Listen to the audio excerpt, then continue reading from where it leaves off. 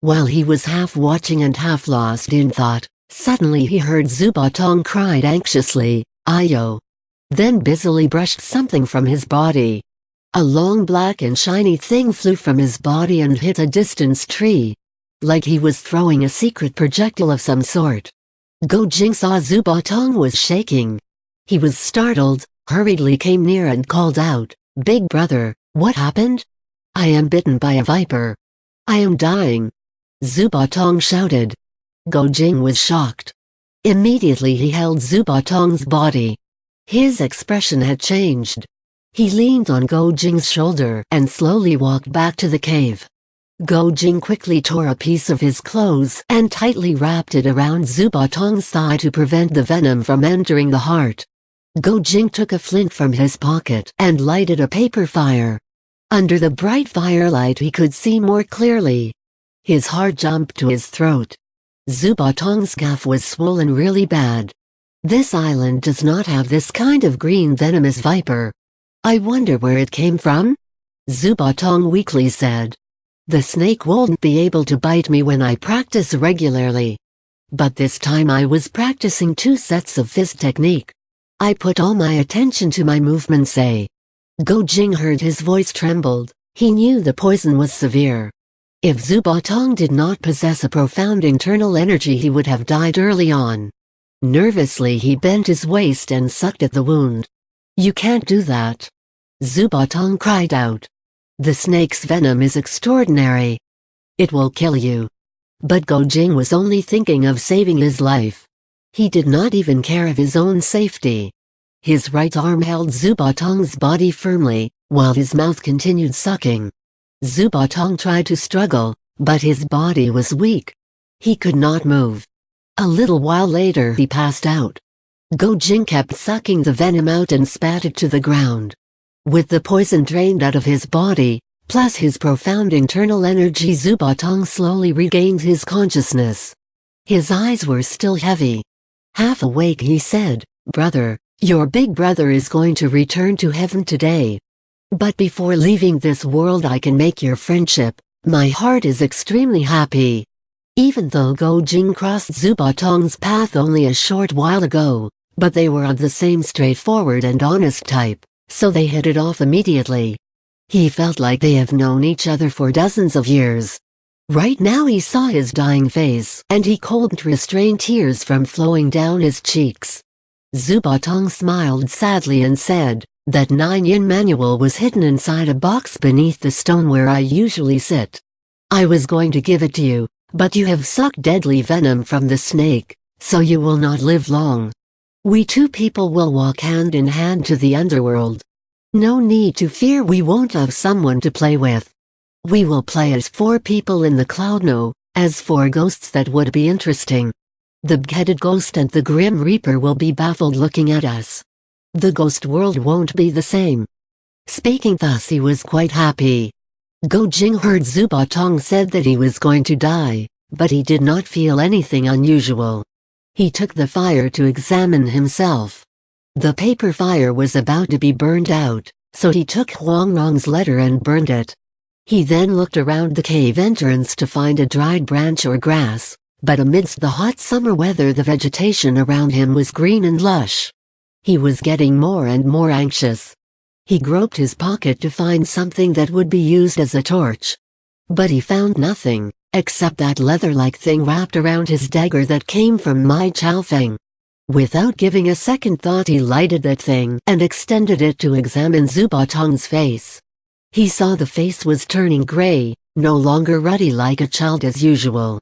Zubatong saw the flickering fire, he gave a faint smile. He saw Go Jing's countenance did not change, no sign of poison at all. He was confused. He blinked his eyes and looked at the fire. He saw the thing that Go Jing used as a torch had some characters written all over. He squinted trying to read what was written, but after reading about 10 characters or so he was so startled. He recognized the words as taken from the 9-yin manual. He didn't have time to ask any question, so he just raised his hand and struck the fire, asking, "Brother, what kind of medicine did you take? How come this deathly poison did not affect you?" Go Jing guessed it was because he drank the blood of Liang Ziwang's ginseng big snake. So he said, "Once I drank a big snake's blood. Perhaps that was why I can resist snake's venom." Zubatong pointed to the leather on the ground. "That is a very precious thing, absolutely can't be destroyed." He passed out before he could finish his sentence. At this time Go Jing did not care about any precious object. He was busy sealing Zubatong's palace, crossing a cue point, but it did not help. He tried to feel Zubatong's calf. It was hot and swelling big. 4 weaving machines, the weaving of mandarin ducks desiring to fly together. Right away he heard Zubatong muttered indistinctly. "What did you say?" Go Jing asked. "It's a pity not yet old, but the hair on the head has turned white. It's a pity." Zubatong sighed. Go Jing knew he was delirious from the illness. He was very anxious. He dashed out of the cave and climbed a tree outside, shouting loudly, "Wronger! Wronger!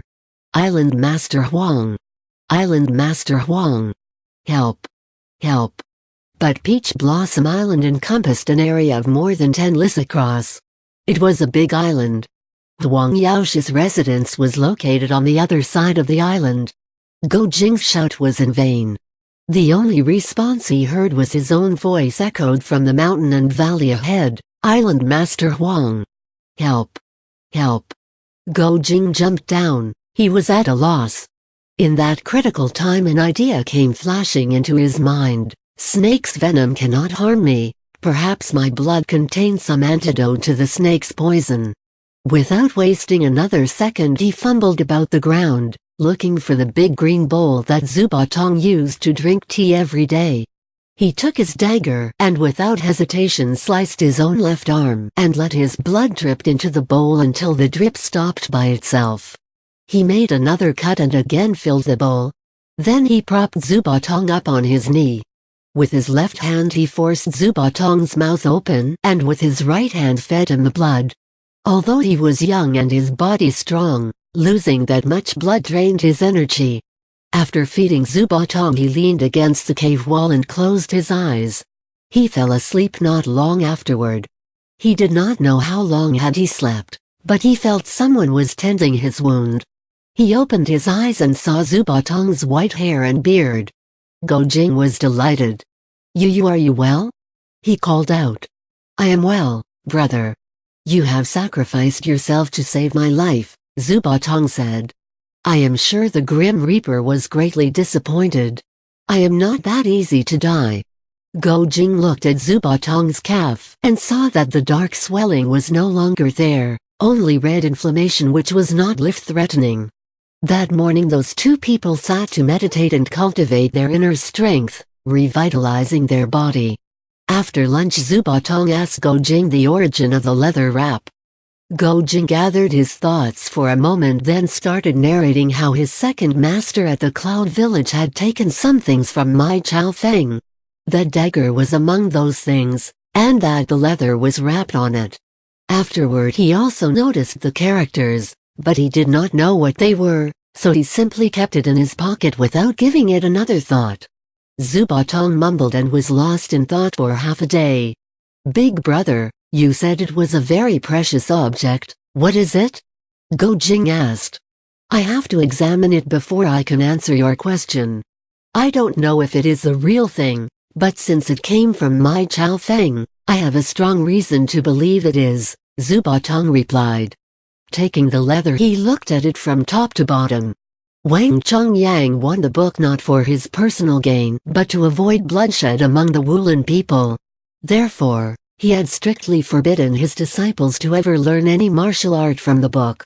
Zubatong naturally did not dare to disobey his martial brother's last words. But he recalled what Madame Huang said, simply taking a look without training it cannot be considered disobeying. He had spent 15 years in the cave without anything to do, so out of his boredom he had read the first volume of 9 Yin Manual in his possession.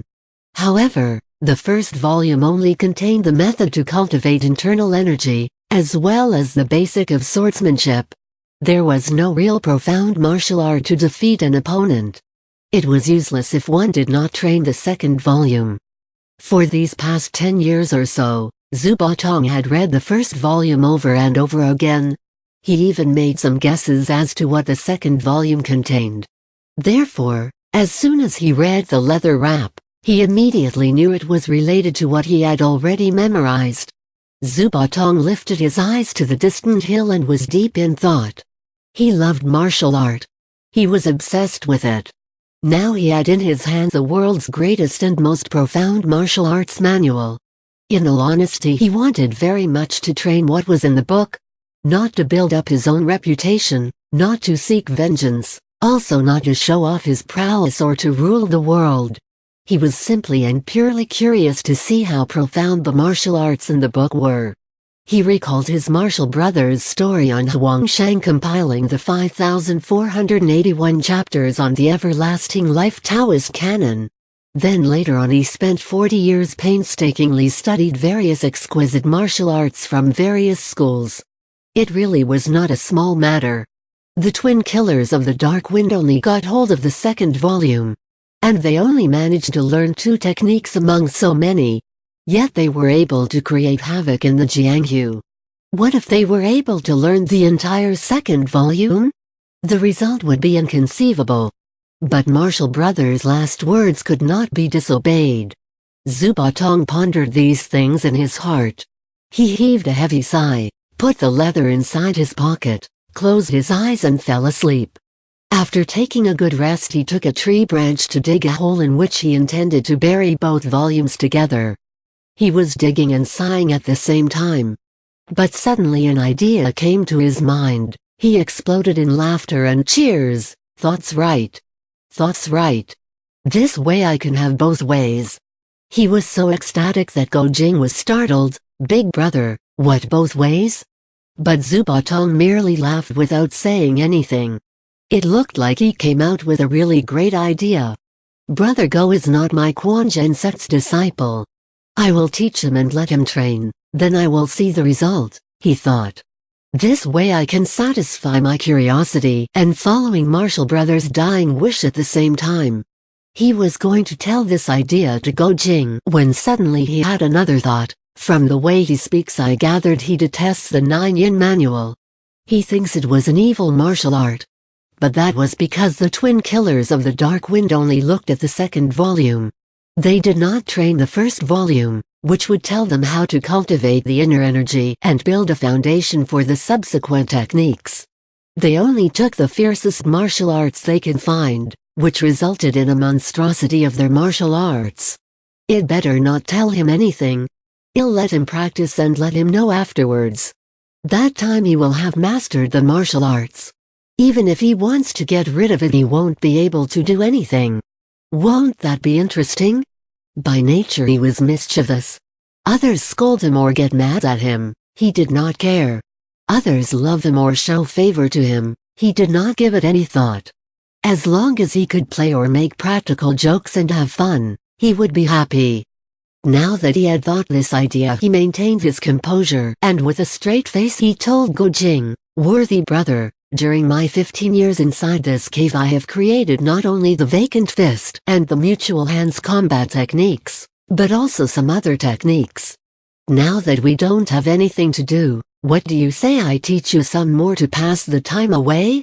"There is nothing better," Gojing said, but Ronger said she is thinking of a way to get us out of here. Has she found a way out for us?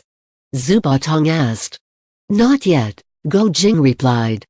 "Then what's wrong with learning new things while waiting for her?" Zubatong suggested. Gojing happily complied, "That will work. Big brother's martial arts must be marvelous." Zubatong secretly laughed. "Don't you be happy yet," he thought, "you have fallen into my scheme." So he immediately passed on the essence of the 9 Yin manual, a little part at a time from his memory.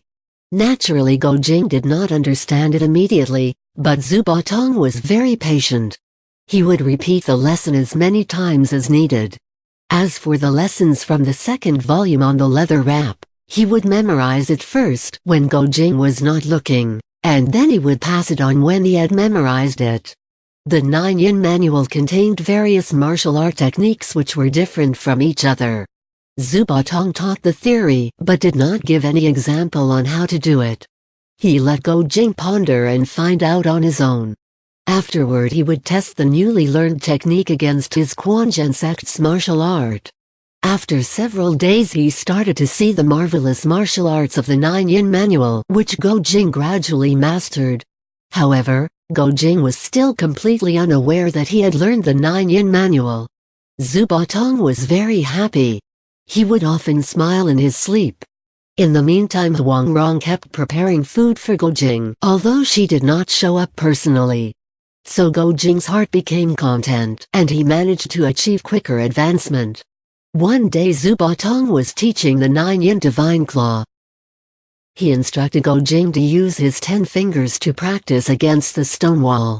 Go Jing had practiced several times when suddenly he realized something. "Big brother," he said, "I think my Chao Feng also trained this kind of martial art, only she practiced against the human. She would insert her 5 fingers inside somebody's skull. It was very cruel." Zubatong was startled. "Thought's true," he thought. "My Chao Feng did not know the first volume, so she followed the instruction literally. The second volume only mentioned concentrate the energy on the 5 fingers, firmly attack the enemy's head. She did not know that the enemy's head means the enemy's vital point. Not literally insert 5 fingers on the enemy's skull. No wonder she thought she had to train using real skulls. This 9-yin manual contains lessons of spiritual purity, to chase evil spirits away. How could it teach anybody to practice this cruel and ferocious martial art? That old hag had strayed too far from the truth. Brother Go Jing is already suspicious, so it better not teach him that kind of martial art." Thereupon he smiled and said, "My Chao Feng practiced a demonical type of martial art. How can she be compared with our true orthodox school of martial arts? All right, we won't train this divine claw martial art. For the time being, I will teach you some more of our heritage martial art." Speaking thus he hatched another good idea. "I will teach him the first volume until he really comprehended everything. Then I will continue with the second volume. He will see the logical connection between the first and the second, so he won't raise any suspicions anymore." So he started to recite the theory from the first volume and told Go Jing to memorize it. The lessons in the manual were very deep and profound. How could Go Jing comprehend everything? Zubatong realized Go Jing was slow, so he told him to recite it aloud. After dozens of time Go Jing was able to memorize almost everything. Some of it he did not understand the meaning, but he memorized it anyway. Several days passed. Zubatong had passed most of the book, so he told Go Jing to start practicing his internal energy cultivation. Go Jing thought the internal energy cultivation method was similar to the one he learned from Mayu, only this one was deeper and more difficult. But he credited that to the fact that Zubatong was Maya's martial uncle, so naturally his way of cultivating internal energy would be more profound than Maya's. He also recalled when Mai Chao Feng sat on his shoulder battling the enemies in the Zhao Palace. She asked him some questions about internal energy cultivation which he was able to answer, so he did not suspect anything at all. Although he frequently noticed Zubatong's funny expression, like he was amused by something funny, he thought it was Zubatong's natural disposition that loved to play jokes. Maybe he was thinking of some other amusing things. The manual contained more than 1,000 gibberish characters without any clear meaning. These past several years Zubatong had repeatedly pondered about those words in the cave, but he still did not have any clue on what they mean. Nevertheless he passed them on to Go Jing anyway.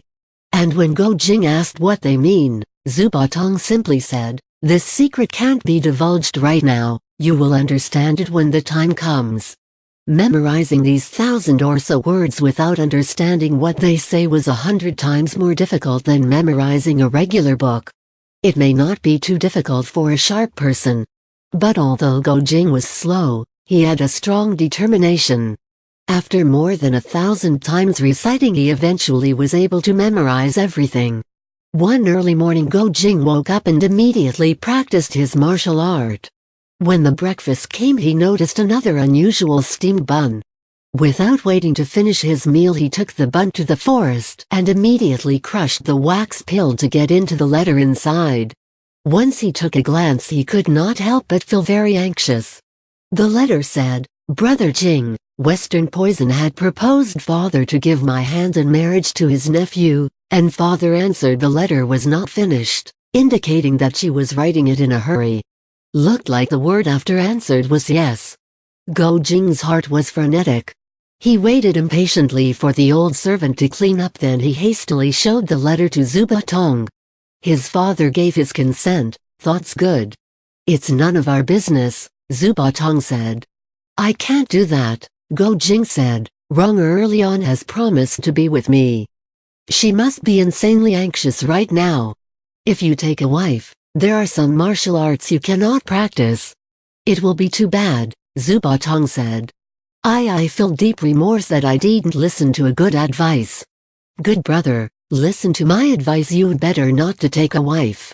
Go Jing thought the more Zubatong spoke, the more unreasonable he became. That made Go Jing more concerned than ever. Zubatong continued, "If I haven't lost my virginity and could not practice my martial brother's fiercest martial arts, how could old heretic Huang imprison me in this confounded hole? You see, your thought is focused on your wife, your heart is divided. I am sure today's martial art practice will not get you anywhere. If you really marry old heretic Huang's girl, that will be too bad. If only never mind that. In short, if you let yourself get entangled in an affair with a woman, you won't reach the pinnacle of perfection. Moreover, you will offend your friend and disobey your martial brother. Yet it is very difficult for you to forget her. Wonder how she is anyway. Don't ever see her pretty face, don't ever caress her beautiful body, and don't teach her sealing acupoints technique, because then she would feel your body to find those acupoints. Those are great taboos. Worse yet, don't ever ask her to marry you." To Go Jing, Zubatong was just mumbling illogically. It was troublesome. "Whether I marry her or not, we'll sort that out later," he said. "Big brother, we have to help her now." Zubatong laughed. "Western Poison is very evil, his nephew must not be different. Old heretic Huang's daughter is pretty, but she must have the same character as old heretic Huang, perverted mind. Let Western Poison's nephew take her to be his wife. Let them both suffer, let their martial arts not going anywhere. That way we kill two birds with one stone. No, more precisely lose two birds with one stone. Nothing good is found in either one of them. Don't you think this is a good idea?" Go Jing sighed and walked to the woods, sat on the ground. His heart was jumbled. "Even if I have to die on the Peach Blossom Island's pathways, I must find her," he thought. Once his mind was set, he leaped up to start moving. At that moment he heard two loud calls from the sky, and two white shadows swooping down toward him. They were the white condors Chuale brought from the desert. Go Jing was delighted. He extended his arm to let the condors perch. Only then did he see a bamboo tube tied up on the male condor's foot. Hastily he loosened it and found a letter inside. It was Huang Rong writing to him. She told him the latest development. How the Western Poison would arrive in a few days to arrange the betrothal. How her father had strictly guarded her, not letting her get out of her quarter even for half a step, including preparing food for Go Jing. In the end she said that if she could not get away from all these, she would commit suicide to show her love to him. She also told Go Jing that the pathways on the island were dangerous, they were mysterious and full of booby traps, so she warned Go Jing not to try to find her. Go Jing was dumbstruck. He pulled out his dagger and carved these 6 characters on the bamboo tube: live together, die together. Then he tied the tube back on the condor's leg and raised his arm pointing north. The condors circled him several times and they flew north. Once he made a decision, his heart was calm. He walked back to Zubatong, sat on the ground in front of him and listened to him imparted more lessons in martial arts. The next 10 days passed without any word from Huang Rong. Go Jing had managed to memorize the first volume in its entirety. Zubatong was secretly delighted. He proceeded with reciting the second volume for Go Jing to memorize. Again, he did not give any example or instruction on how to train them, for fear that Go Jing would see through his scheme. Go Jing diligently studied and committed each and every one of them in his memory. Several hundreds of times of reciting later, he had both the first and second volumes down pat in his mind, including many gibberish words. He did not miss a single word. Listening to Go Jing, Zubatong's heart was full of admiration. This dumb kid can actually memorize the entire dumb martial arts manual. Old urchin salutes him. That night the sky was clear, the sea was calm, reflecting the bright silver moon shining over the island. Zubatong just finished checking on Go Jing's progress. He found out that Go Jing had made tremendous advancement in his martial art without even realizing it.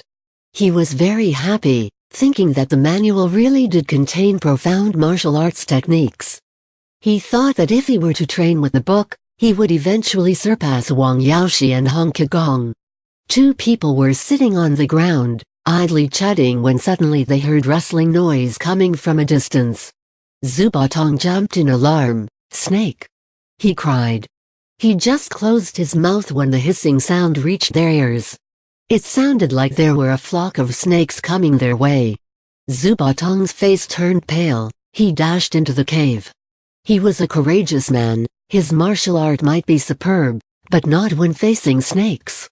Go Jing immediately pushed some big rocks and covered the cave entrance. "Big brother," he said, "I'll go take a look. Don't come out. Be careful and return quickly," Zubatong answered. "I'll say you don't need to take a look. What's so attractive about vipers? How can there be so many snakes on this island? I have lived here for 15 years and haven't seen a single snake. Look how bad this island has become. Old heretic Huang always boasts his vast knowledge and resourcefulness, but look how dirty this peach blossom island has become.